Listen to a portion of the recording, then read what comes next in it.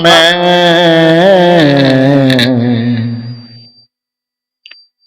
ध्यावत है सब संत। गुरु है बड़ा गोविंद से मन में देख विचार। हरि सिर जय तो बार बार, गुरु सिर जय तो पार। गुरु सिर जय तो पार। मेरे व्यवहारिक एवं पारमार्थिक जीवन के प्रबल प्रेरणा स्रोत परमाराध्य परम पूज्य सदगुरुदेव जी छत्तीसगढ़ के पावन धरा पर स्थित ग्राम जोरा तराई में आयोजित त्रिदिवसीय सत्संग समारोह के तीसरे दिन के प्रथम सत्र में मंच पर विराजमान अपने आदर्श चरित्र की सुगंधि से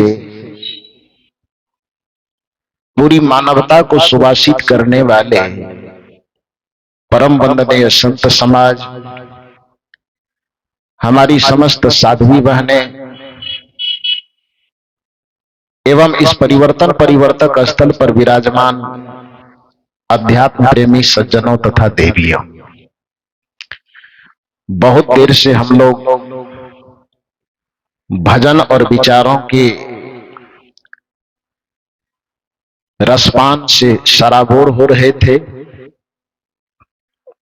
उसी निवेदन की कड़ी में मैं भी थोड़ी देर आप लोगों से कुछ निवेदन करूं।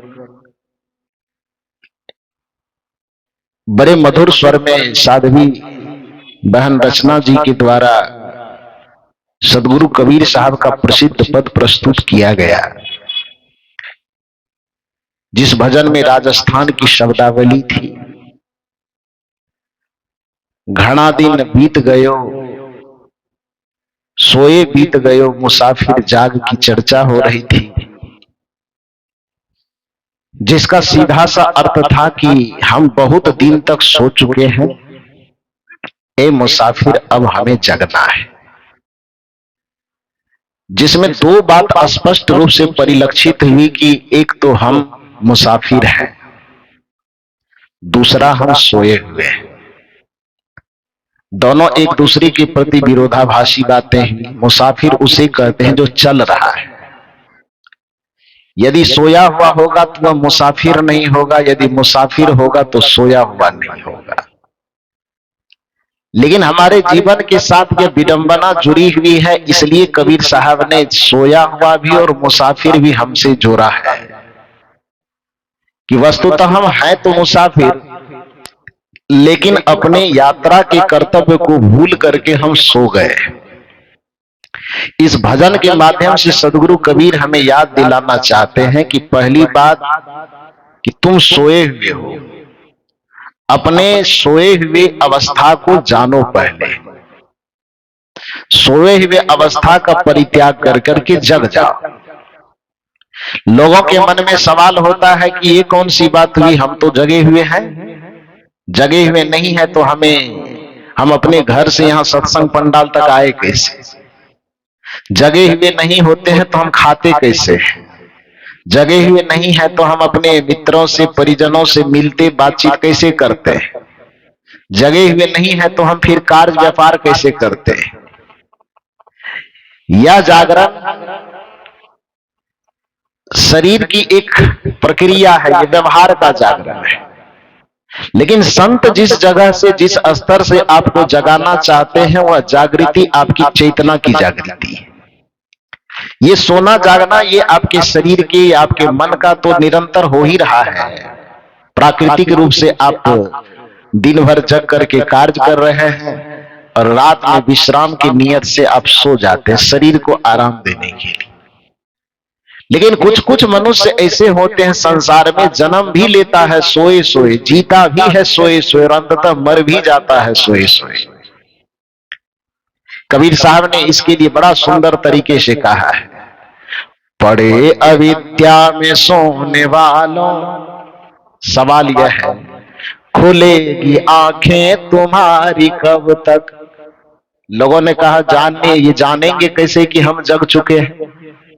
कबीर साहब ने कहा कि इसको जागने का पहचान यह है, शरण में आने को सदगुरु की, शरण में आने को सदगुरु की, करोगे अपनी तैयारी कब तक। पड़े अविद्या में सोने वालों, खुलेगी आंखें तुम्हारी कब तक। उस आदमी की चेतना का जगा हुआ पहचान जागृत होगा, समझ में आएगा कि इसकी चेतना जग चुकी है, जो आदमी सबसे पहले संत की तलाश में निकल जाएगा, संत की खोज में निकल जाएगा, गुरु की खोज में निकल जाए, तो समझ लेना चाहिए कि अब इसकी चेतना में थोड़ी थोड़ी जागृति आने लगी है। क्योंकि जिसकी चेतना जगी हुई होगी, प्रकृति में घटने वाली ऐसी ऐसी घटनाएं हैं कि आदमी को झकझोर करके रख देगा। भगवान बुद्ध की कहानी आप जानते हैं कि नहीं जानते? जगी हुई चेतना के कारण ही जब जीवन में पहली बार उसे किसी वृद्ध व्यक्ति का दर्शन हुआ, तो बुद्ध जो अपने सारथी से, जो वह सारथी के साथ साथ बुद्ध के बचपन का मित्र भी था, बुद्ध नहीं कहना चाहिए, उस समय सिद्धार्थ नाम था उसका, बुद्ध तो बाद में बने। तो सिद्धार्थ के बचपन का मित्र साथ साथ उन्हीं का सारथी पहली बार अपने घर से जब वो निकले, रथ पर सवार होकर के उनके आगे में एक लाठी फेंकता हुआ, लाठी के सहारे चलता हुआ एक वृद्ध व्यक्ति आता है। पहली बार उस तरह के दृश्य को देख करके सिद्धार्थ पूछते हैं ये कौन है। जो उनका सारथी था वो कहने से डरता है कि कौन है, बता नहीं रहा, क्योंकि राजा का आदेश था कि बताना नहीं है। पूछा कौन है, कहा कि ये आदमी है। भौचक्कित रह करके, आश्चर्यचकित होकर के सिद्धार्थ अपने सारथी का मुंह देखता है कि आदमी ये है तो मैं कौन हूं। सारथी ने कहा आप भी आदमी है, ये भी आदमी है, लेकिन आपके और इनके अवस्था में थोड़ा अंतर है, आप जवान है, ये बूढ़ा है। सिद्धार्थ ने कहा ये बूढ़ा क्या चीज होता है, क्या मुझको भी उस अवस्था में जाना है। सारथी ने कहा कि दुनिया के जितने मनुष्य जन्म लिए हैं सबको एक न एक दिन उस अवस्था तक जाना है। हम हो, आप हो, यशोधरा हो, राहुल हो, कोई भी हो, आपके माता हो, पिता हो, सबको एक दिन उस अवस्था तक पहुंचनी है। पहला झटका लगा, क्यों? क्योंकि उसकी चेतना जगी हुई थी सिद्धार्थ की। उस जगी हुई चेतना के सामने में एक बार बुढ़ापा का दृश्य आने पर उसकी चेतना में झंकार पैदा हुई, झलमला गए। फिर कुछ दूर आगे बढ़ते हैं, आगे बढ़ने पर सामने देखा कि एक बीमार आदमी जो अपने पैर के सहारे चल नहीं पा रहा है, एम्बुलेंस तो उस जमाने में होता नहीं था, तो चार आदमी हाथ पर उठा करके कांधे पर लाद करके उसको हॉस्पिटल की तरफ ले जा रहे थे, जो आयुर्वेद के उस समय चिकित्सालय होंगे, वहां ले जा रहे थे। पहली बार चार आदमी के सहारे किसी आदमी को खाट पर जाते हुए देख करके सिद्धार्थ पूछते ये क्या है। सिद्धार्थ को सारथी ने कहा ये भी आदमी है। कहा गजब आदमी हो, आदमी के कितने रूप होते हैं भाई। वहां भी देखे जो लाठी के सहारे चल रहे हैं वह भी आदमी है, एक खटिया पर चार आदमी के सहारे चल रहा ये भी आदमी, ये क्या है। सारथी ने कहा कि यह भी आदमी का ही रूप है। कहा ये कौन सा रूप। सारथी ने कहा ये रूप है जब आदमी बीमार पड़ जाता है, उसके शरीर की शक्ति काम नहीं करती है, दिमाग का बैलेंस काम नहीं करता, अपने से खड़ा नहीं हो सकता है, तब चार आदमी सहारा देकर के खाट पर इसे डॉक्टर के पास ले चल रहा है। सिद्धार्थ ने कहा कि हम भी कभी इस स्थिति में पहुंच सकते हैं क्या। सारथी ने कहा क्यों नहीं, हर किसी को ऐसी स्थिति आ सकती है कि आदमी बीमार पड़ सकता है, और बीमारी की स्थिति में उसकी अपनी कोई ताकत, अपनी कोई शक्ति काम नहीं करती। चेतना जगे हुए होने के कारण एक झंकार और पैदा हुई बुद्ध के, सिद्धार्थ के चरित्र में, जीवन में। कुछ दूर और आगे बढ़ा, आगे बढ़ने पर संजोग वशात उसी रास्ते में एक मुर्दा लाश, जिसको 4 आदमी कांधे पर ले तो जा रहा है, लेकिन इस बार खटिया बदल गया है। पहले बीमार वाले की खटिया रस्सी वाली थी, और इनकी खटिया किस चीज की हो गई? बांस की फटड़ी वाली। क्या बोलते हैं आप लोग उसको? खटड़ी, खटड़ी। हाँ, खटड़ी। साहित्यिक नाम उसका अर्थ ही है। कोई चचड़ी बोलता है, कोई खटड़ी बोलता है, जो भी बोलो, तो वो उसके सहारे लेटा हुआ जा रहा है, मुंह कान ढका हुआ है। कुछ आदमी पीछे से रोते जा रहे हैं। सिद्धार्थ की दृष्टि पहली बार उस पर भी पड़ी, देखे कि ये क्या है। सारथी ने कहा ये भी आदमी है। का दिमाग वमाग ठीक ठाक है कि नहीं? एक ही आदमी के कितने रूप होंगे? सारथी ने कहा कि ये आदमी का ये आखिरी रूप है, इस रूप को मृत्यु कहा जाता है। सिद्धार्थ ने कहा मृत्यु मतलब तो नहीं समझा सकता, बस इतना सा जानो कि आज के बाद इसकी जीवन लीला समाप्त हो गई। आज के बाद इसको कोई ना नाना कहेगा, ना मामा कहेगा, ना पिता कहेगा, ना माता कहेगा, न भाई, न बंधु, न रिश्ते, न नाते, न गुरु, न शिष्य। आज के लिए संसार से बेगाना, आज संसार इससे बेगाना। अभी भी जो ये रो रहे हैं छाती पीट पीट करके, इसकी हालत 12-13 दिन में फिर नॉर्मल हो जाएगी। उर्दू के शायर ने बड़ा सुंदर कहा है कि संसार की मोहब्बत का बस दस्तूर है इतना, जो रिश्ते नाते मरने के बाद रोते हैं। उस पे शायर ने बड़ी सुंदर टिप्पणी की है कि संसार की मोहब्बत का बस दस्तूर है इतना, जो मरने पर छाती पीट करके रोते हैं, वही 13 दिन के बाद नरम नरम जिलेबी और गरम गरम पूरी मांगा करते हैं। मांगता ही नहीं मांगता है। अरे कोई मर गया है, प्रियजन है, तो छाती पीट पीट के रो रहे हैं, जो भी आंसू बहा रहे हैं, दर्द पीड़ा जो भी व्यक्त कर रहे हैं।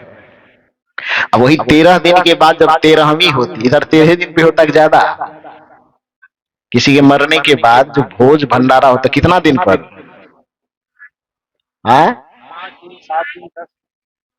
5 दिन, 7 दिन, 10 दिन, 3 दिन भी। तो बिहार में मामला तब अलग है, वहां 13 दिन पर होता है। हाँ, 10वीं से स्टार्ट होता है और 13वीं पे जाकर के समाप्त हो जाता है।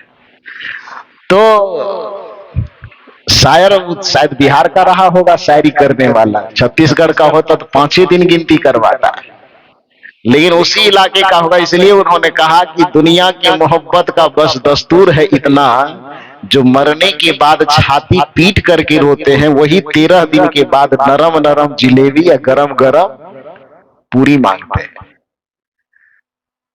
जो आदमी जिसके मरने पर छाती पीट के रोया जाता है, उसी का जब भोज भंडारा होता है, तब कुर्सी लगा करके टेबुल के सामने, टेबुल के नीचे पैर पसार करके, यदि शर्ट फुल पैंट पहने तो थोड़ा बेल्ट ढीला करके बैठता है।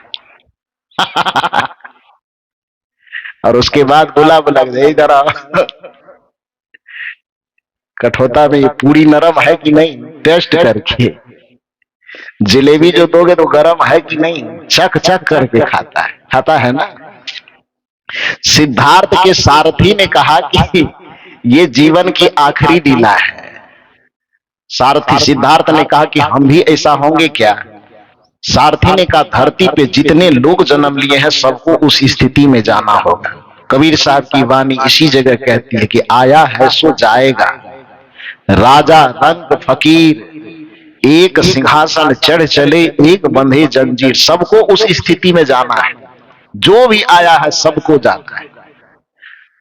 सिद्धार्थ ने कहा कि हम सबकी यह गति होगी। सारथी ने कहा बिल्कुल यही गति होने वाली है।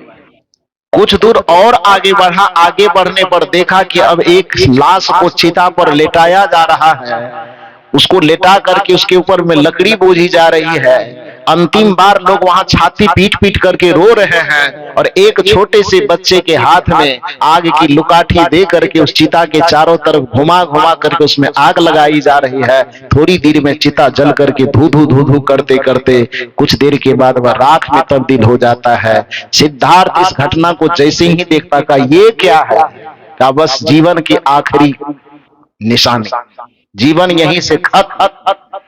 सिद्धार्थ इन सारे चीजों को देखता, चूंकि उसकी चेतना में जागृति थी, उसी जगह उन्होंने कहा कि अब लौट करके घर जाने की कोई जरूरत नहीं है। जब जीवन अकेला ही आया है और इस जगह सफर के वक्त में इसको अकेला ही होना है, तो फिर बीच में ही कुछ देर के लिए संसार का झमेला क्यों झमेला ले।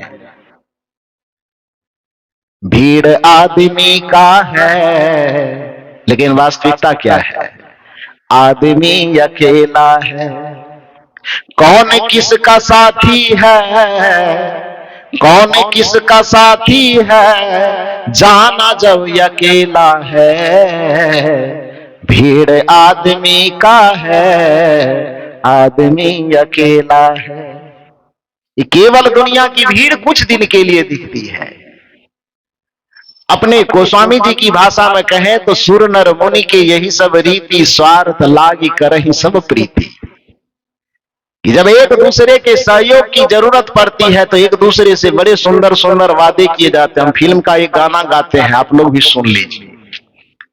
छोड़ेंगे न हम तेरा साथ साथी मरते दम तक, ये संसार का वादा है। जब स्वार्थ की बारी आती है, पति पत्नी का गठबंधन बड़े सुंदर तरीके से करवाया जाता है पंडित जी की निगरानी में, अग्नि के सामने में।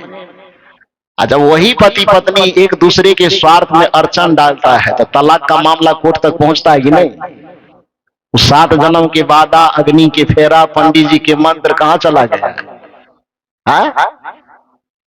वो गठबंधन जो पंडित जी के सामने लिया गया है कि अग्नि वेदी के सामने की वेद मंत्रों के साथ लिया गया है कि कुंडली मिला करके करवाई गई है, वह तभी तक सलामत है जब तक एक दूसरे के स्वार्थ में कोई अड़चन नहीं है। और स्वार्थ में अड़चन आई तब मामला सीधे सुप्रीम कोर्ट। हम लोग कहते हैं वहां बिहार की भाषा में मारंग दिस लाठी, थोड़ा हिंदी और अंग्रेजी मिक्स करते हैं। मारंग दिस लाठी, फोरंग दिस कपार, गोइंग टू रायपुर खेते खेते। बात समझ में आई कुछ की नहीं आई?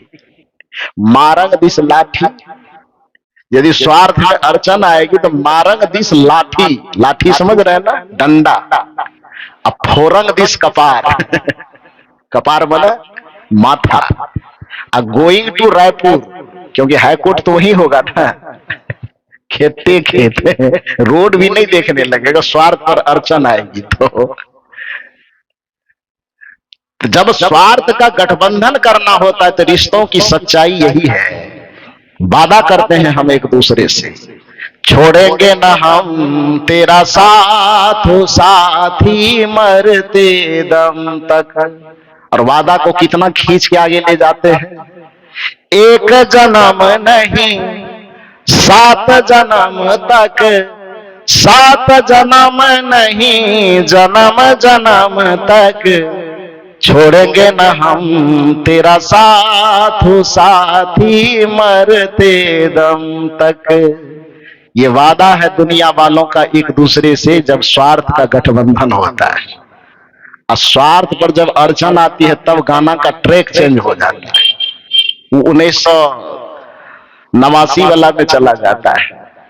कसमें वादे प्यार वफा सब, तब मोहम्मद अजीज से ट्रैक चेंज होकर के मन्ना डे पर पहुंच जाता है। कसमें वादे प्यार वफा सब, बातें हैं बातों का क्या, कोई किसी का नहीं ये झूठे, कोई किसी का नहीं ये झूठे, नाते हैं नातों का क्या, कसमें वादे प्यार वफा सब, बातें हैं बातों का क्या। जगत के जितने नाते, जितने कस्में, जितने वादे, जितने वफा की चर्चाएं होती है, वह तब तक ठीक रहती है जब तक स्वार्थ पर कोई अड़चन नहीं आता। स्वार्थ पर अड़चन आने के बाद कस्में, वादे, प्यार, वफा सब बातें हैं, बातों का क्या। कोई किसी का नहीं, ये झूठे नाते हैं, नातों का क्या। सिद्धार्थ ने कहा कि जब मैं देख लिया हूं स्थिति को, सब मानव के इतने रूप को तूने दिखाया है, तब लौट करके जाने की आवश्यकता नहीं है। वहां से फिर निकलते हैं, वहां से उसकी यात्रा, असली मुसाफिर की यात्रा वहां से शुरू होती है। और जिस दिन वह समझ लेता है कि मैं इस जगत का मालिक नहीं, इस जगत का मुसाफिर हूं, उस जगह से सिद्धार्थ राजकुमार की भूमिका को छोड़ करके एक मुसाफिर की यात्रा को धारण करता है। और चलते चलते चलते चलते जो एक समय ऐसा आता है कि अपने जीवन की चरम परम उपलब्धि, जिसको बुद्धत्व की प्राप्ति कहते हैं, उस बुद्धत्व की प्राप्ति को प्राप्त कर लेता है, अपना भी कल्याण कर लेता है और जगत के कल्याण का मार्ग प्रशस्त कर देता है। ये जगे हुए चेतना की निशानी है। लेकिन हम उसी दृश्य को, जिस दृश्य को सिद्धार्थ ने मात्र एक बार देखा था, आप ईमानदारी से बताना तो, ये जोरा तराई वाले लोगों ने उस घटना को कितनी बार देखा है? कितने बूढ़े को देखे हैं? कभी नहीं देखे। हमारे हरेंद्र साहब बोल रहे कभी नहीं देखे। पक्ष ले रहे हैं आप लोगों का। जोरा तराई वाले लोगों ने बूढ़े को देखा है कि नहीं देखे हैं ना आप लोग? बीमार को, मुर्दा को, जलती हुई चिता को कितना बार देखे? गिनती है? गिनती नहीं है। फिर भी दुनिया में मजे से पूरी और जलेबी खा रहे हैं। इसका मतलब क्या है? इसका मतलब यह है कि हम बहुत दिन से सोए। कबीर साहब को तब समझाना पड़ रहा है और महात्मा लोगों को तभी आकर के सुनाना पड़ रहा है कि घने दिन बीत गयो रे मुसाफिर। क्या गाई थी? जाग मुसाफिर जाग। कि बहुत दिन सोए सोए बीत गए मुसाफिर, जगो होश में आओ, पड़े अविद्या में सोने वालों, खुलेगी आंखें तुम्हारी कब तक, शरण में आने को सदगुरु की करोगे अपनी तैयारी कब तक। ये सुनाने की आवश्यकता क्यों पड़ रही है कि जिस जगह को देखने पर, जिस स्थिति को देखने पर आपकी चेतना को तिलमिला जाना चाहिए था, आपकी चेतना में झन्नाहट पैदा हो जानी चाहिए थी, वह चीज भी आपको जगा नहीं पा रहा है। एक विचारक ने इस पर बड़ा सुंदर टिप्पणी करते हुए भजन गाया है। दुनिया में रहने वालों, क्या तुझको ये खबर है, 2 दिन की जिंदगी है, पल भर का ये सफर है। ये भजन शायद आप लोग सुने होंगे, कभी तो जरूर सुने होंगे। दुनिया में रहने वालों, क्या तुझको ये खबर है, 2 दिन की जिंदगी है, पल भर का ये सफर है। इसी भजन में एक कड़ी आती है, सिद्धार्थ से जोड़िए जरा सा अपने आप को। आंखों ने तेरे तुझको कितने दिखाए मुर्दे। सवाल है, सिद्धार्थ ने एक मुर्दा को, एक बूढ़ा को, एक रोगी को, एक जलती हुई चिता को देखा। उसकी चेतना जगी थी, जरा सा हवा का झोंका लगा, स्थिति सामने में आई, चेतना पलट गई, संसारिक से आध्यात्मिक हो गए, भोगी से योगी हो गए। आपके नजर के सामने में वह स्थिति कितने बार आती है? सवाल यही है। आंखों ने तेरे तुझको कितने दिखाए मुर्दे। गिनती करके बताइए। नहीं बता पाएंगे, कहेंगे कि गिनती से पार है। आंखों ने तेरे तुझको कितने दिखाए मुर्दे, कांधों पे तूने अपने कितने उठाए मुर्दे। इस कांधे पे कितना उठाए?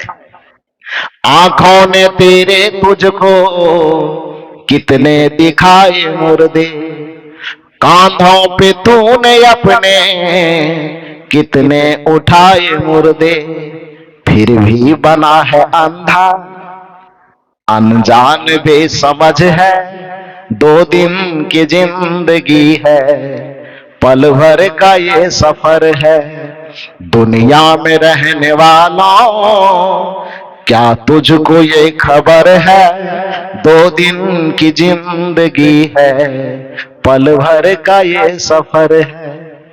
ए दुनिया में रहने वाले लोगों, तुम्हारे पास बहुत ज्यादा दिन का समय नहीं। कल भी मैंने आपको गिनती करवाई थी कि यदि 100 वर्ष आप जीते हैं तो समय आपके पास 36,500 दिन है, और उसमें से यदि 50% आपने रात्रि को छांट दिया, आधा दिन और आधा रात, तो आपके पास 100 वर्ष की यदि आयु है तो उस आयु में आपके पास जीने के लिए और करने के लिए मात्र 18,250 दिन है। यदि 100 वर्ष जिए तब, 100 वर्ष नहीं जीते हैं तो उसको भी बहुत घटा करके नीचे ले आना पड़ेगा। तो 18,000 दिन यदि जीने का हमें मौका मिलता है तो वो कोई दिन है क्या? 18,000 दिन कौन सा बड़ा दिन हो गया? इतना कम समय मिलने के बावजूद भी आप यदि अपनी चेतना को जगा करके नहीं जिएंगे, दुनिया को समझ करके नहीं जिएंगे, अपने मुसाफिरपना को याद करके नहीं जिएंगे, तो फिर इस दुनिया में दुख नहीं उठाएंगे तो क्या करेंगे? दुनिया में जो आज कोई भी आदमी पीड़ित है, कोई परेशान है, तो केवल इस चीज के कारण है वो मुसाफिर, और ऐसा भूल करके मान लिया है कि हम हैं मालिक। ये दुनिया, कल भी मैंने कहा था कि ये दुनिया, ये जिंदगी ये है किराए का घर, और हम समझ रहे हैं कि ये मेरा अपना बपोती रजिस्ट्री मेरे पास है ही, केवाला है ही, प्रति माह जाकर के पटवारी से रसीद कटवाते ही प्रत्येक साल में जाकर के, मोटेशन केवाला सब चीज कागज है ही मेरा, तो फिर ये किराए का कैसे हो सकता है? लेकिन जिस भरम में आपको केवाला, मोटेशन, रसीद, सर्वे का सारा कागज लेकर के आप आंख तर में दबा दबा के घूम रहे हो, अब मृत्यु आएगी बस एक झटका मारेगा जरा सा, वो केवाला कहां रह जाएगा? रजिस्ट्री, जमीन की जो रसीद है वो कहां रह जाएगी? सर्वे कहां धरा रह जाएगा? जिस बाह में दबा करके रखे उस बाह को भी छोड़ के चला जाना होगा। बाह, शरीर, संसार सब छूट जाएगा, कुछ बचेगा नहीं। तो जो ये किराए का घर है, जिंदगी किराए का घर है, संसार किराए का घर है, और उसको जबरदस्ती 60 साल से हम अपना मान करके जी रहे हैं, इससे बड़ी नादानी, इससे बड़ा सोया हुआपन और क्या हो सकता है? इसी को सोया हुआ काज। भगवान बुद्ध कहते थे कि संसार से तुम्हें कभी कुछ मिलेगा नहीं। क्यों नहीं मिलेगा? तो एक उदाहरण दे करके समझाते थे, जरा सा सोच करके देखो कि इसी सड़क के किनारे में 1000 गाय चढ़ रही है, हजारों गाय जो चढ़ रही है, सड़क के किनारे एक आदमी बैठा हुआ है चुपचाप, जिसको उस गाय से कुछ लेना देना ना, और वास्तविकता में वो गाय उसकी नहीं है, लेकिन वह सड़क पर बैठ करके इस जोरा तराई ग्राम से गुजरने वाले प्रत्येक व्यक्ति को दादा, नाना, काका, मामा कह करके बुलाता है नजदीक। अब बुलाने के बाद उससे कहता है कि भाई साहब इधर आइए। आने वाला व्यक्ति पूछता है क्यों बुलाए हैं? तो कहते हैं कि ये गाय जो देख रहे हैं ना, सब गाय जो चल रही है मैदान में, वो सब गाय हमारी है। इस सत्संग में जितने लोग आए हैं सबको बुला बुला के वो यही कह रहा है कि गाय जितना चल रही है मैदान में वो किसकी है? हमारी। हकीकत यह है कि गाय उसकी नहीं है, केवल लोगों को यह यकीन दिला रहा है कि ये गाय हमारी है। और इस तरह से दिन रात 24 घंटे बैठ करके प्रत्येक आने जाने वाले व्यक्ति को वह यकीन दिलाने की कोशिश कर रहा है कि ये गाय हमारी। भगवान बुद्ध कहते कि मान लो कि पूरे जोरा तरा वाले मान ले कि हाँ इसी की गाय है नहीं, लेकिन सबको वह यकीन दिला दे कि गाय इन्हीं की है। और संजोग की बात, जब संध्या हुई और गाय को जो उसका मालिक है अपने दरवाजे पे ले जाके जोड़ेंगे, उसको दूहेंगे, दूध निकालेंगे, तो उसको एक चुल्लू दूध की बात तो छोड़, एक चुल्लू छाछ भी नसीब होगा क्या? छाछ समझते हैं ना? दूध तो थोड़ा कीमती चीज भी होगा, दूध का नाम भगवान बुद्ध ने नहीं लिया कि दूध मिलेगा कि नहीं मिलेगा।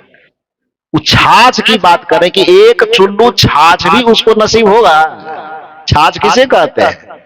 दूध का जो मक्खन, दही बनाते हैं, दही में से मक्खन निकाल लेते हैं, उसका जो पानी बचता है जिसकी कोई आवश्यकता नहीं है, उस पानी को छाछ कहा जाता है।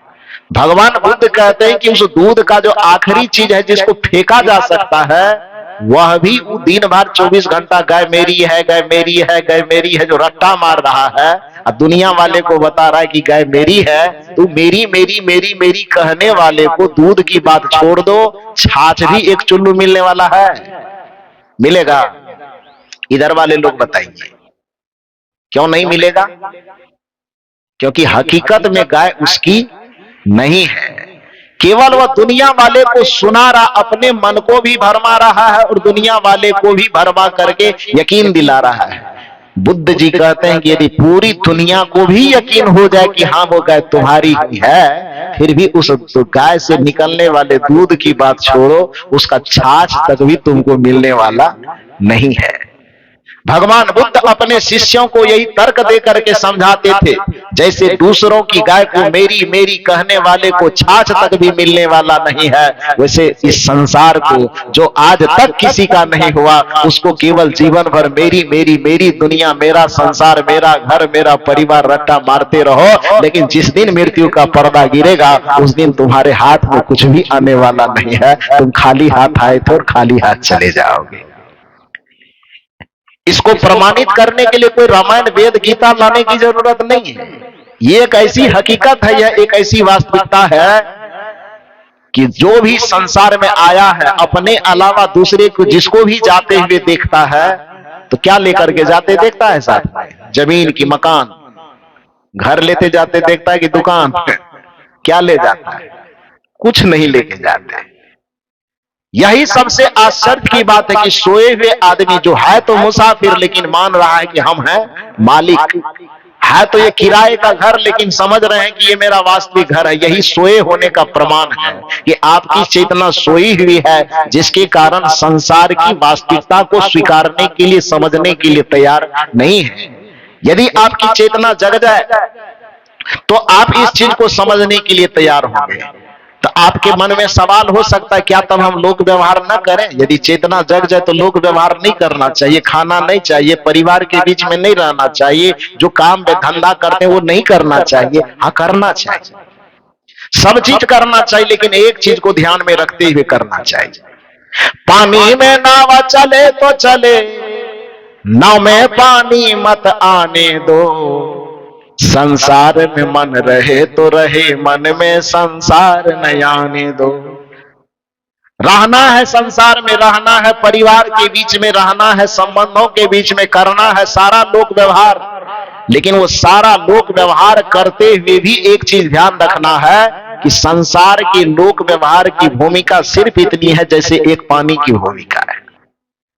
जैसे नाव चलेगी तो पानी पर ही, उसी तरह जीवन चलेगा इसी व्यवहार में ही, जीवन चलेगा इसी संसार में ही, जीवन जब तक है चलाना होगा इसी परिवार में ही। लेकिन हमें ध्यान यह रखना होगा, जैसे नाव को चलाने के लिए पानी की भूमिका है, उसी तरह से हमारे जीवन को चलाने के लिए रिश्ते, नाते और संसार की भूमिका होनी चाहिए। तो पानी पर नाव को कैसे चलाया जाता है? पानी में नाव चले तो चले, उसी तरह संसार में जीवन चले तो चले, कोई दिक्कत की बात नहीं है। घर में, परिवार में, पत्नी के बीच, बाल बच्चों के बीच, रिश्ते नातों के बीच में ये जीवन चल रहा है, चलने दीजिए। इस जीवन को पहाड़ की गुफा में ले जाने की कोई आवश्यकता नहीं है, हिमालय की चोटी पर ले जाने की कोई आवश्यकता नहीं है। तब इसको करना क्या है? केवल ये समझना है कि जो भूमिका नाव को चलाने के लिए पानी की है, वही भूमिका हमारे जीवन को चलाने के लिए लोक व्यवहार, रिश्ते और नाते की है। लेकिन ध्यान रहे, वह पानी नाव के लिए सहयोगी कब तक में है?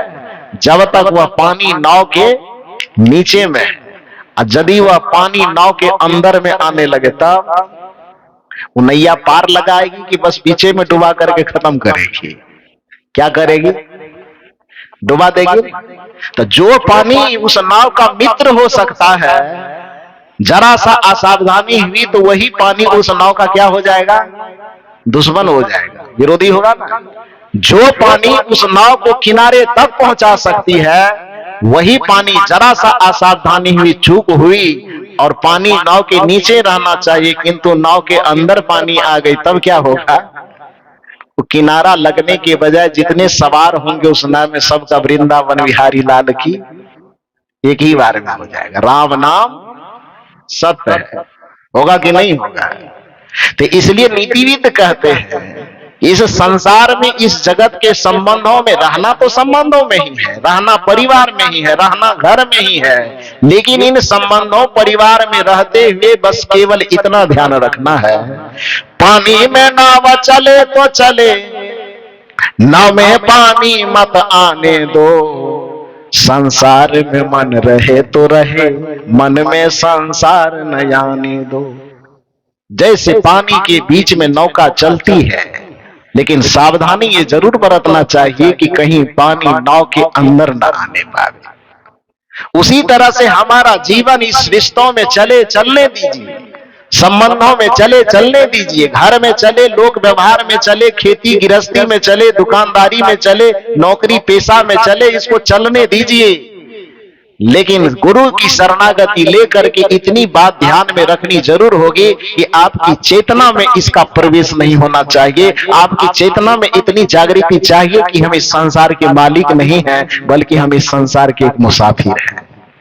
घना दिन सोई लियो रे मुसाफिर, जाग मुसाफिर जाग। अब जगो, चेतना को जगाओ, उस बुद्ध के तरह बनाओ, अन्यथा सवाल बार बार आपसे यह होगा, आंखों ने तेरे तुझको कितने दिखाए मुर्दे, कांधों पे तूने अपने कितने उठाए मुर्दे, फिर भी बना है अंधा, अनजान बेसमझ है, 2 दिन की जिंदगी है, पल भर का ये सफर है, दुनिया में रहने वालों क्या तुझको ये खबर है, 2 दिन की जिंदगी है, पल भर का ये सफर है।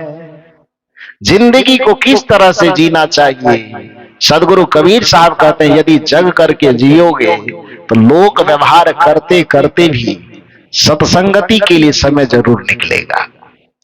लोक व्यवहार करते करते भी सुमिरन के लिए समय जरूर निकलेगा। लेकिन यहां लोगों को लगता सुमिरन करने का मतलब, सत्संग करने का मतलब, ध्यान करने का मतलब, भजन करने का मतलब समय को बर्बाद करना। लोगों को यह समझ में आता खेती करें, गृहस्थी करें, व्यापार करें, नौकरी करें, यह समय का तो सदुपयोग हो रहा है, लेकिन सत्संग में बैठने जाएंगे तो यह समय की बर्बादी हो रही है। उल्टी खोपड़ी का आदमी है जो उसको वास्तविक कमाई करके संपत्ति देगा, वो उसको समय की बर्बादी लग रहा है। अब जो संपत्तियों कमाते कमाते जोड़ करके जमा करेगा और जमा करते करते भी यदि वो दुनिया से चला जाए तो हाथ फूटी कौड़ी नहीं आने वाला है, उसमें लगता है कि हमारी असली कमाई हो रही है। इससे बड़ा दुर्भाग्य की बात क्या हो सकती है? क्योंकि जिसकी चेतना सोई हुई तो उसका लक्षण यही है ना, उल्टा दिखना। गोस्वामी तुलसीदास जी ने कहा है इसको, जाके मति भ्रम होई खगेसा, सो कह पश्चिम उगे दिनेसा। उल्टी खोपड़ी का लक्षण यही है कि जाके मति भ्रम होई खगेसा, है हम मुसाफिर, अब भ्रम हो गया कि हम मालिक, तो परिणाम क्या होगा? जाके मति भ्रम होई खगेसा, तो पहचान क्या है उसकी? सो कह पश्चिम उगे दिनेसा। जिसके मति में भ्रम की स्थिति आ जाती है, जिसकी चेतना है सोई हुई लेकिन भ्रम है कि हम जगे हुए हैं, जिसकी चेतना है मुसाफिर वाली लेकिन वह समझ रहा है कि हम मालिक वाले, तो भ्रम की स्थिति तो है ही। अब भ्रम की स्थिति यदि बुद्धि में आ गई तो सबसे पहला लक्षण क्या होगा कि सो कह पश्चिम उगे दिनेसा। जिसके मति में भ्रम की स्थिति आती है तो सो सबसे पहले क्या कहता है? आज लगता है सूरज किधर निकल गया है, पश्चिम में निकल गया। कभी ये स्थिति आई है कि नहीं आई है? आप लोगों को कभी नहीं आई है? हम लोगों को तो आई है। रात में जा रहे थे हम लोग इधर, तो कहीं किधर जा रहे हैं, तो हमको लग रहा था पूरब, तो हमारे हरिहर साहब करे ना दक्षिण जा रहे हैं। फिर जब दक्षिण दिशा में गाड़ी मुड़ी तब कहे अब किधर, तो साहब कह रहे पूरब, हम कहना ये दक्षिण लग रहा है। रात में जहां पर हम लोग गए थे ये चर्चा, कहाँ गए थे? हाँ, तो जब ये भ्रम की स्थिति आती है तो कोई भी व्यक्ति अनुभव किए होंगे, उसको दिशा उल्टी समझ में आती है। पूरब न समझ में आता, पूरब पश्चिम समझ में आता है, उत्तर दक्षिण समझ में आता है, दक्षिण उत्तर समझ में आता है, और पूरब पश्चिम समझ में आता है, ऐसा उल्टा समझ में आता है। तो आपकी भी चेतना में यह समझ लेना चाहिए कि जब आपको मुसाफिर पना के बदले मलिक पना संसार में समझ में आने लगे, तो बस समझ लीजिए कि मति क्या हो गई है, उल्टी हो गई है, चेतना उल्टी हो गई है। आप इस संसार के सारे लोक व्यवहार को करते हुए इतना सा स्मरण आपको रखना होगा, क्या? आया था बस सैर करने, हे मुसाफिर तू यहां। कभी न कभी हम आए हैं, यह तो तय है, और कभी न कभी हमको चला जाना है, यह भी तय है। तो मुसाफिर कहा किसे जाता है? जो कुछ दिन के लिए किसी जगह पर आवे, थोड़ा दिन वहां विश्राम करे, और फिर वहां से बोरिया बिस्तर समेट करके वो चला जाए, मुसाफिर उसी को न कहा जाता है। जैसे हम लोग बिहार से आज से 30-35 दिन पहले आए, 10-12 दिन तक और रहेंगे, अब 45 दिन जैसे पूरा होगा, बोरिया बिस्तर समेट करके यहां से चले जाएंगे। तो छत्तीसगढ़ हमारा घर हुआ कि हम यहाँ के मुसाफिर हुए? क्या हुए? मुसाफिर हुए। अब यहीं पर हम दावा ठोकने लगे कि ना ये मेरा है, तो कैसे काम चलेगा? ठीक उसी प्रकार से संसार में हम कहीं ना कहीं से आए हैं, किसी न किसी को 50 वर्ष, 60 वर्ष, 70 वर्ष इसी संसार में गुजारना है, और फिर मृत्यु का फरमान जिस दिन आएगा उस दिन इस दुनिया से चले जाना। तो मुसाफिर की परिभाषा क्या है? मुसाफिर की परिभाषा ही यही है कि कोई कहीं से आवे, कुछ दिन विश्राम करे, और विश्राम करने के बाद एक नियत समय के बाद फिर वहां से वह अपनी यात्रा आगे कर दे, उसी को मुसाफिर कहा जाता है। लेकिन हम हैं मुसाफिर, मान क्या लिए है कि हम हैं इस दुनिया के मालिक, हम हैं इस घर के मालिक, हम हैं इस परिवार के मालिक। हम नहीं रहेंगे तो ये घर कैसे चलेगा? हम यहाँ नहीं रहेंगे तो ये दुनिया कैसे चलेगी? हम नहीं रहेंगे तो ये संसार कैसे चलेगा? अरे भैया, राम जी आए, राम जी गए, फिर भी संसार चल रहा है। कृष्ण जी आए, कृष्ण जी गए, फिर भी संसार चल रहा है। बुद्ध, कबीर, महावीर आए, कुछ दिन रुके, फिर संसार से चले गए, लेकिन संसार ज्यों का त्यों चल रहा है। आप भी आए हैं, कुछ दिन रहेंगे, आप चले जाएंगे। आपके मन में भले यह अभिमान हो रहा है कि हम नहीं रहेंगे तो घर उजड़ जाएगा, कोई घर उजड़ने वाला नहीं है। परम पूज्य सदगुरु श्री अभिलाष साहब जी संदर्भ में एक बड़ी मजेदार कहानी कहा करते थे, जो शायद आप लोग भी कभी न कभी सुने होंगे। आज थोड़ा सा स्मरण दिला दूं, याद कीजिए। गुरुदेव जी कहा करते थे कि एक बैलगाड़ी रास्ते में जा रही थी, तो बैलगाड़ी किस चीज से खिंचाता है? नाम ही है बैलगाड़ी, तो बैल से ही खिंचाएगा ना। तो बैलगाड़ी बढ़ते जा रही थी, बैल उसको खींचते जा रहे थे। संजोग से उसके आगे में एक चूहा कुदकते जा रहा था।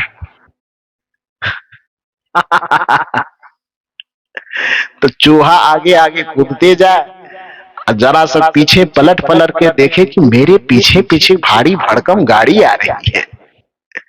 तो कुछ दूर कूदते कूदते जाने पर जब उसके पीछे पीछे गाड़ी बढ़ती जा रही है, तो चूहे के मन में भ्रम हो गया कि मैं बड़ा शक्तिशाली हो गया हूं, भीम का नाना कि क्यों हो, तो इतना भारी भरकम प्राणी है, उसमें भी एक गाड़ी लगी है, उसको मैं खींच रहा हूं, कितना ताकतवर हो गया। संजोग की बात, गाड़ी को 1-2 किलोमीटर तक और आगे जाना था, तो गाड़ी और पीछे पीछे जा रही, चूहा आगे आगे कूदते जा रहा है, पीछे पीछे एकदम। अब चूहा के आमने सामने अगल बगल जो भी कीड़े मकोड़े आवे, तो चूहा मोछ पिजा करके दिखावे, देख रहा है कितना पावर आया है मुझ में, क्या बात है, ये गाड़ी मैं खींच रहा हूं, कितनी ताकत है मुझ में। तो ये अभिमान में फूलते फूलते फूलते फूलते संजोग से एक चौराहा आया। चौराहा समझते हैं ना, जहाँ 4 रास्ते अलग अलग होते हो। तो संजोग से चूहा को जाना था पूरब, गाड़ी को जाना था पश्चिम। अभी जो 2 किलोमीटर से मोच टेढ़ते आ रहा था कि गाड़ी हमारे बदौलत खिंचा रही है, वो चौराहा आने पर जब चूहा अपनी दिशा में पूरब चला गया और गाड़ी अपनी नियत दिशा पश्चिम की तरफ मुड़ गई, तो कुछ देर के बाद खड़ा होकर कपार नोच रहा है। गाड़ी को तो कोई दूसरा खींच रहा था। ये झूठे माने बैठे थे कि गाड़ी हम खींच रहे हैं। ये मेरी कहानी नहीं है, ये गुरुदेव श्री अभिलाष साहब जी की कहानी है। सुने थे कभी ये कहानी? सुने थे? तो ये जो एक चूहे तक को ये भ्रम की स्थिति में डाल देता है कि गाड़ी को मैं खींच रहे, गुरुदेव जी इस पर टिप्पणी करते थे। उसी तरह से दुनिया में रहने वाले मानव के शरीर में कुछ चूहे हैं जिसको लगता है कि परिवार की गाड़ी मैं ही खींच रहा हूं, ये संसार की गाड़ी मैं ही खींच रहा हूं। मैं न रहूं तो संसार कैसे रहेगा, मैं न रहूं तो ये परिवार कैसे रहेगा, मैं न रहूं तो आश्रम कैसे चलेगा, मैं न रहूं तो ये पंथ कैसे चलेगा, मैं न रहूं तो ये परंपरा कैसे चलेगी। अरे आपके जैसे जैसे हजारों आए, हजारों गए। बड़ा सुंदर भजन आप लोग सुनते होंगे। मत कर तू अभिमान रे बंदे, झूठी तेरी शान। उदाहरण क्या है? मेरा मेरा कहने वाले, जगत का उद्धारक अपने आप को मानने वाले, तेरे जैसे लाखों आए, एक नहीं दो नहीं, हजार हजारों नहीं, लाख लाखों, तेरे जैसे लाखों आए, लाखों इस मिट्टी में समाए, रहा न नाम निशान रे बंदे, झूठी तेरी शान। ये शान मत दिखाओ कि हमारे बगैर ही दुनिया चल रही है। तुम रहो न रहो, दुनिया अपनी गति से चलती रहेगी। तुम रहो न रहो, घर परिवार संसार अपनी स्थिति में चलता रहेगा। इसलिए इस दुनिया का अपने आप को मालिक मानने की भूल कभी व्यक्ति को नहीं करना चाहिए। हम मुसाफिर हैं, पहला एहसास तो ये होना चाहिए। तेरे जैसे लाखों आए, लाखों इस मिट्टी में समाए, रहा न नाम निशान रे बंदे, झूठी तेरी शान। मत कर तू अभिमान रे बंदे, झूठी तेरी शान।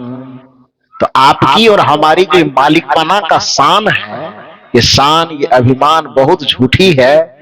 इस शान से निकल करके हमें यह सोचना चाहिए, चेतना को जगे हुए स्थिति में पहुंचान करके सोचना यह चाहिए कि हम इस संसार के मालिक नहीं हैं, हम इस संसार के मुसाफिर हैं। क्योंकि हम कहीं न कहीं से आए हैं, कुछ दिन संसार में हमें गुजर बसर करना है और कुछ दिन के बाद यहाँ से चला जाना है। तो जितना दिन हमें गुजर बसर करने का मौका मिला है, अपने जीवन को इतना सरल बनाएं, इतना सरस बनाएं कि आपकी वजह से किसी को तकलीफ झेलने की नौबत न आवे। थोड़े दिन के लिए आप आए हैं, आप जाते हैं ट्रेन में यात्रा करते हैं, घर में यदि कोई जरा सा धक्का दे दे तो फिर उसको तो 7 पीढ़ी आदमी याद दिला देगा, दिलाएगा ना। ट्रेन में सफर करते हैं तो आप यहाँ चाहे एसी कमरे में रहिए, कि आपको छूने से भी कोई डरे, और यदि यह स्थिति ट्रेन में आ जा चढ़ते है तो उस समय में क्या होता है, आरती उतार करके कोई डब्बा में ले जाता है। धक्का मुक्की करते हुए, देह से देह रगड़ते हुए, किसका जूता किसके पैर पर पड़ रहा है कोई ठिकाना है?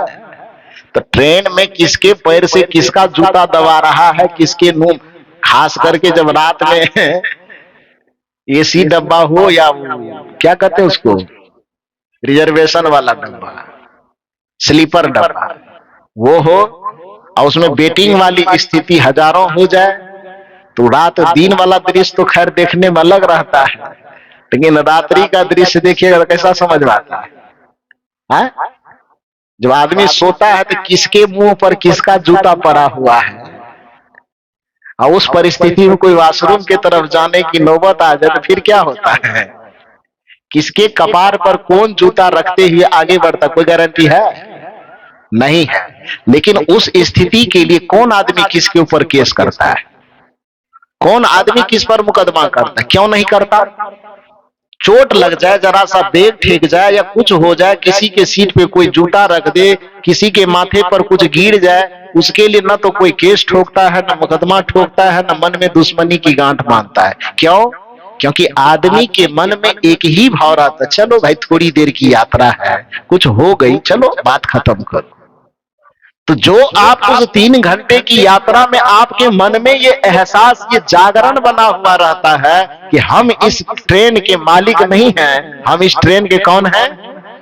मुसाफिर है। ये भाव आ जाने मात्र से आप में कोई परेशानी भी होती है तो उस परेशानी को नजरअंदाज करके आप किसी तरह यात्रा कर लेते हो। खाने को कच्चा मिले, पक्का मिले, कुछ भी मिले खा लेते हो, लेकिन मौज से उस सफर को एंजॉय करते हुए आप अपने गंतव्य की ओर बढ़ते चले जाते हो। उसी तरह से संत यह संदेश देता है कि जागृति का पहला लक्षण यह है कि आप अपने आप को संसार का मालिक न मान करके इस संसार के सफर का मुसाफिर समझो, और मुसाफिर समझोगे तो फिर दुनिया में जो उपद्रव के जितने कारण है उसमें से 75% कारण अपने आप विदा हो जाएंगे और आप मुस्कुरा करके जी भी पाओगे और दूसरे को भी मुस्कुराने का अवसर दे पाओगे। ये मुसाफिर न जानने के कारण की स्थिति क्या होती है? दुनिया से लड़ाई झगड़ा झंझट विवाद की तो बात छोड़ दीजिए, भाई भाई में लड़ाई होती है। अरे भाई भाई की भी लड़ाई थोड़ी समझ में आती, क्योंकि वहां बंटवारा है, हिस्सेदारी लेना है, थोड़ा ये जमीन तुमको लेना है, वो मकान तुमको लेना है, तो वहां भी विवाद थोड़ी बहुत समझ में आती है। लेकिन पति पत्नी में विवाद हो, जब खास करके पति पत्नी के विवाद का मैटर हम लोगों के पास पहुंचता है, हम लोग भी सुप्रीम कोर्ट के जज से कम नहीं है। हाँ सही बात है, जज साहब तो एक दो केस निपटाता होगा, हम लोगों के पास कितना केस पहुंचता है बता नहीं सकते। तो सुप्रीम कोर्ट के जज की भी स्थिति आ जाती तो जज भी निपटारा करवाने के लिए हम लोगों के पास आता है। हाँ जी सही बात कहता। एसपी डीएसपी कलेक्टर, आप ये मत समझो कि कोई बहुत ज्यादा पढ़े लिखे हो जाते तो उसमें विवाद की स्थिति नहीं होती। पढ़ा लिखा है दुनिया के लिए, जिंदगी में तो वो भी आप ही के जैसे नॉर्मल है, बल्कि यो कहो कि आपसे ज्यादा खतरनाक जिंदगी उसकी होती है ना। तो ये स्थिति आ जाती है। तो खास करके पति पत्नी के विवाद का जो मैटर हम लोगों के सामने आता है, तो बातचीत के दरमियान हम लोग ये पूछते, अच्छा ये बताइए कि भाई भाई में विवाद हो तो बात समझ में आती कि हो सकता है हिस्सेदारी बंटवारा के लिए झगड़ा हो रहा है। पति पत्नी के बीच में जो मतभेद है, विवाद है, किस चीज के लिए? हिंदुस्तान पाकिस्तान के लिए है? पति पत्नी के बीच में कोई तनाव हो, कोई परेशानी हो, विवाद हो, झगड़ा हो, झंझट हो, तो जमीन के बंटवारा के लिए है कि घर के बंटवारा के लिए, मकान के लिए, किस लिए? सिर्फ एक चीज के लिए कि दोनों में से कोई झुकने के लिए तैयार नहीं है, अहंकार के लिए कि हम बड़े हैं तो हम बड़े हैं, आपकी बात हमने। सास बहू के बीच में झगड़ा होता है, क्यों होता? वहां कोई हिंदुस्तान पाकिस्तान है? वहां कोई दो जातीय संघर्ष है कि संप्रदाय का संघर्ष है कि हिंदू है कि मुसलमान है कि हिंदुस्तान है कि पाकिस्तान है? क्या है? गजब की बात है। बिहार में एक घटना देख रहा था, संजोग से इसी तरह कार्यक्रम कर रहे थे, आज ही जैसे गर्मी लग रही है, बाहर से आपको हम लोग सूखा सूखा लग रहे, अंदर से समुंदर चल रहा है। हाँ तो इसी तरह से बिहार में लगभग अप्रैल मई के महीने में कार्यक्रम एक जगह हो रहा था, गर्मी काफी पड़ रही थी, तो कार्यक्रम करके आए पसीने से लथपथ, तो उतर करके कमरे में गए तो पंखा तो चल ही रही थी, खिड़की को थोड़ा सा खोले कि थोड़ी हवा आवे तो शरीर को ठंडक लगे। तो जिस तरफ खिड़की खोले ना तो ठंडक तो आएगी कि नहीं वो तो बाद में देखा जाए, खिड़की जैसे खोले तो देखे कि एकदम हिंदुस्तान पाकिस्तान की फाइटिंग चल रही है। हिंदुस्तान का नेतृत्व सासू कर रही थी या पाकिस्तान का नेतृत्व बहू कर रही थी, दोनों पूरा घमासान चल रहा है। तो मुझे लगा कि महाभारत सीरियल देखे हुए बहुत दिन हो गया है, टीवी में देखते थे, अभी ओरिजिनल महाभारत चल रहा है, थोड़ी देर देख लेते हैं। जो गर्मी लग रही थी हमको थोड़ा थोड़ा ठंडा लगने लगा, तो मैं खिड़की को खुले रखा और खिड़की के पास ही खड़ा होकर के देख रहा था कि महाभारत की स्थिति कैसी है। तो फिर दोनों में जो हो रहा था युद्ध, सोचो मत। इतने व्यंग्यवान चल रहे थे, उस व्यंग्यवान को हम लोग नया नाम देते हैं गायत्री मंत्र। आप लोगों को आता है कि नहीं आता है? नहीं देते? वो गायत्री मंत्र नहीं आता है, ईमानदारी से बोलते हो। नहीं आता तब तो ठीक है, लेकिन ईमानदारी से बोलते होंगे तब। चल रहा था घमासान दोनों में, सास और बहू के बीच में, दोनों के बीच में गर्मा गर्मी बहस चलते चलते चलते चलते अंत में स्थिति आई। तो आखिर थकेगा ही ना आदमी, मुंह है ना, लड़ेगा भी कब तक? जब तक भीतर में एनर्जी बौखला रही है। थोड़ी थोड़ी देर के बाद जब मन ठंडा हुआ तो बात इस जगह बहस आकर के खत्म हुई कि देखो, आज के बाद फाइनल ये है कि मेरे किसी चीज को तू नहीं छुएगी, अब तुम्हारे किसी चीज को हम नहीं। उस पर शपथ दे दिया कि अगर एक बाप की बेटी होगी, असल बाप की बेटी, मैंने एक बाप यानी असल बाप की बेटी होगी, तो मेरा ये सामान तुम मत छोड़ना। बहू भी कहती है ठीक है, बहू पहले बहू ही ताना मारी, तो सास भी कहते ठीक है, तुम भी असल बाप की बेटी होगी, एक बाप की बेटी होगी, तो मेरे सामान को तुम मत छोड़ना। इतना पर फाइनल होकर के बात क्लोज हो गई, युद्ध विराम लिया। उसके बाद हम भी खिड़की बंद किए, कमरे के अंदर बैठे। शाम के वक्त में, चूंकि यहाँ की तरह जो कार्यक्रम का शेड्यूल है वैसा बिहार में नहीं होता है, वहां सुबह 6 बजे से कार्यक्रम आरंभ होता है, 10 बजे दिन तक चलता है, और फिर 10 बजे दिन से 2 बजे दिन तक बंद खाइए पीजिए घूमिए फिरिए, और 2 बजे से कार्यक्रम आरंभ होता है, फिर 5 बजे तक चलता है। तो फिर थोड़ी देर आराम किए। शाम के वक्त में चूंकि मुख्य प्रवक्ता की भूमिका में रहते हैं, तो 4 बजे के आसपास मुझे मंच पर जाना होता है, बाकी 2 बजे से और लोग अपना संभालते हैं। तो 4 बजे मंच पर जाना था, लगभग 3 साढ़े 3 बजे तैयार होके कुल्ला उल्ला करके थोड़ा मुंह धोए, संजोग कुछ ऐसा लगा होगा, फिर खिड़की के पास गए, हम खिड़की खोल दिए। खिड़की खोले तो महाभारत का दूसरा एपिसोड चल रहा था। दूसरा एपिसोड क्या चल रहा था कि सासू माँ बेचारी झाड़ू लगा रही थी, और संजोग से उसका जो पोता यानी बहुरानी का जो छोटा सा बच्चा था, वो मिट्टी पर लुढ़कते लुढ़कते गुड़कते गुड़कते लुढ़कते लुढ़कते उधर से बच्चा खेलते खेलते आ रहा था। बच्चे मन के सच्चे, बच्चा भगवान का स्वरूप होता ही है। उस बच्चे को खेलते हुए देख करके दादी का हृदय एकदम पुलकित हो गया, खिल गया। झाड़ू बगल में रख दिया, बच्चा दौड़ते दौड़ते जो आ रहा था, उसके मुस्कुराते हुए चेहरे को देख करके दादी भूल गई कि सुबह में झगड़ा हुआ था, और उसमें फाइनल डिसीजन क्या हुआ था, दादी के दिमाग से बात निकल गई। दादी बाह फैलाई, बच्चा उस दादी के बाह फैले बाह को देख करके प्यार से एकदम और खिलखिलाते खिलखिलाते उसके गोद में आ गया। दादी उसको उठाई, बूढ़ी माता दुलार पुचकार करते हुए खेलने मुस्कुराने लगी। तब तक में दूर से उधर जो झांसी की रानी खड़ी थी, हमारे जिला परिषद अध्यक्षा महोदय प्रारंभ दिन में ही झांसी की रानी की चर्चा की थी। तो वो झांसी की रानी की अलग कहानी थी।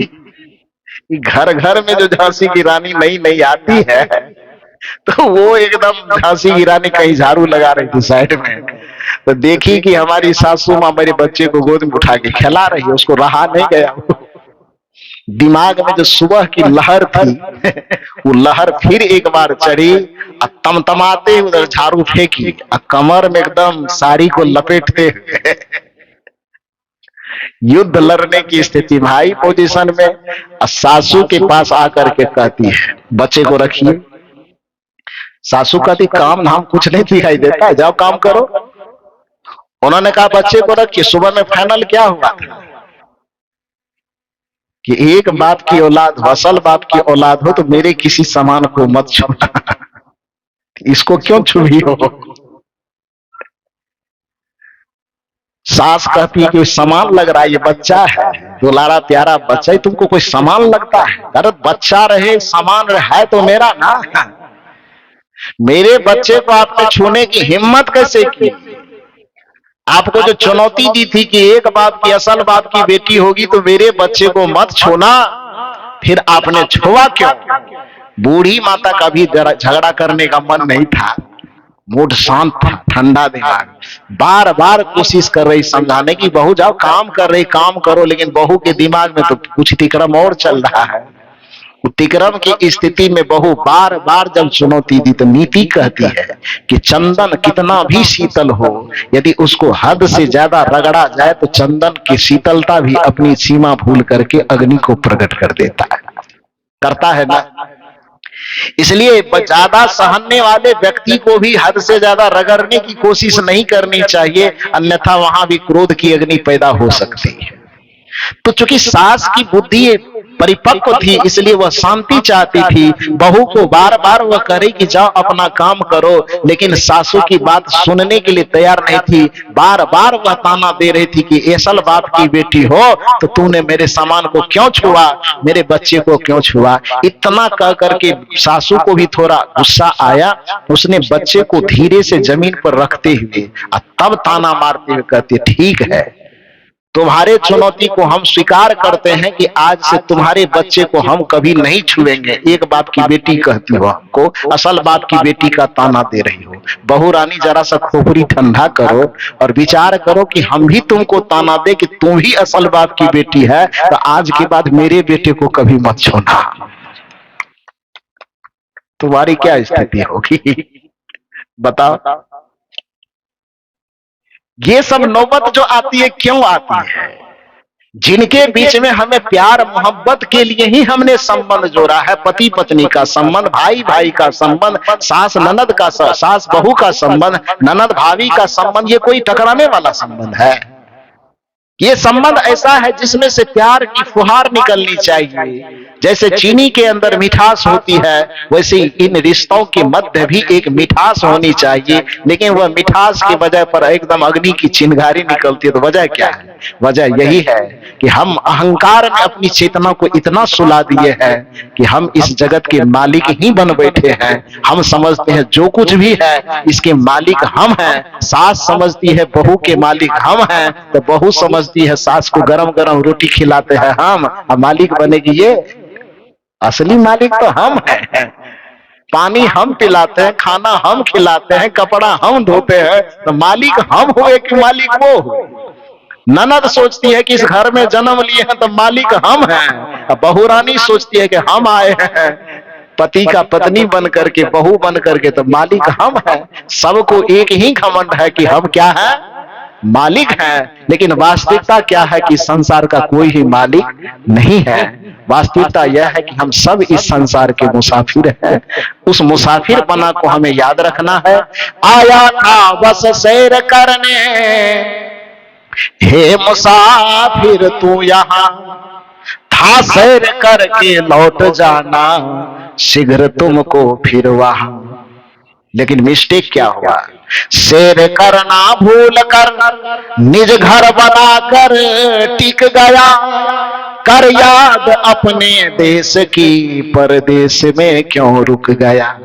इस परदेश को ही अपना देश मानकर, जिस जगह के हम मुसाफिर थे उस जगह को अपना मालिक बना दिखाकर हम जीवन में सारा खतरा मोल ले लिए हैं, सारा दुख, सारा उलझन ले लिए हैं। तो सोई हुई चेतना का इतनी पहचान है कि हम अपने आप को जगत का मालिक मानते हैं, और जगे हुए चेतना का बस यही पहचान है कि हम इस जगत का अपने आप को मुसाफिर मानते हैं।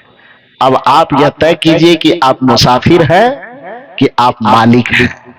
बस इतना ही निवेदन करके आप सब लोग इतना देर तक शांत चित्ते एकाग्रता पूर्वक मेरी बातों को सुना, इसके लिए आप सबों को बहुत बहुत साधुवाद देते हुए मंचासीन पूज्य संत गुरुजनों के चरणों में कोटि कोटि नमन वंदन करते हुए दर्शक दीर्घा में विराजमान समस्त देव एवं देवियों के हृदय में स्थित परमात्मा को सादर नमन वंदन करते हुए मैं अपनी वाणी को यहीं पर विराम देता हूं। बोली श्री सद्गुरुदेव की सुस्त हो गए आप लोग सुनते सुनते। बोलिए श्री सदगुरु कबीर साहब की। त्रिदिशीय सत्संग समारोह का तीसरा दिन का पहला सत्र समापन की वेला में, और दूसरा सत्र शुरू होगा ठीक 2:30 बजे से। 1 घंटे के बाद भोजन पा करके किसी को कहीं बाहर जाने की आवश्यकता